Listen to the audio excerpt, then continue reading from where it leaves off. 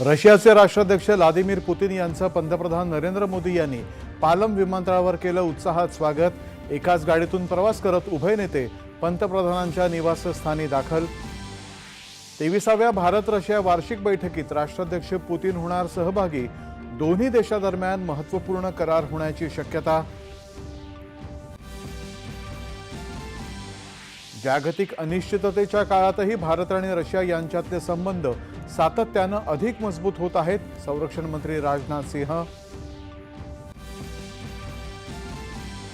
भारत आणि रशिया परस्परांचे सुखदुःखातले मित्र। द्विपक्षीय व्यापारी भागीदारी भविष्यात अधिकच दृढ होईल। संयुक्त परिषदेत पीयूष गोयल यांनी व्यक्त केला विश्वास। लोकसभेमध्ये स्वास्थ्य सुरक्षा से राष्ट्र सुरक्षा या उपकर विधेयकावरती चर्चा, तर केंद्रीय उत्पादन शुल्क विधेयक 2025 संसदेत झालं मंजूर। मुंबई गोवा महामार्गाचं काम 89% झालंय। पुढील वर्षी एप्रिल महिन्यापर्यंत ते पूर्ण होईल। केंद्रीय मंत्री नितीन गडकरी यांनी लोकसभेत दिली ग्वाही।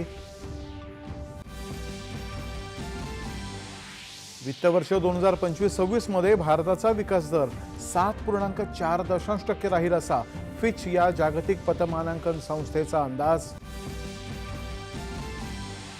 मागेल त्याला सौर कृषी पंप योजनेत महाराष्ट्राचा विश्वविक्रम। गिनीज बुकमध्ये झाली नोंद। मुख्यमंत्र्यांच्या हस्ते उद्या होणार प्रमाणपत्र प्रदान। आणि राज्यामधले डिजिटल 7/12, 8A आणि फेरफार उतारे वैध ठरवण्याच्या ऐतिहासिक निर्णयामुळे महसूल विभागामध्ये डिजिटल क्रांतीचा मार्ग झाला सुकर। नमस्कार, 9:30च्या बातमीपत्रात मी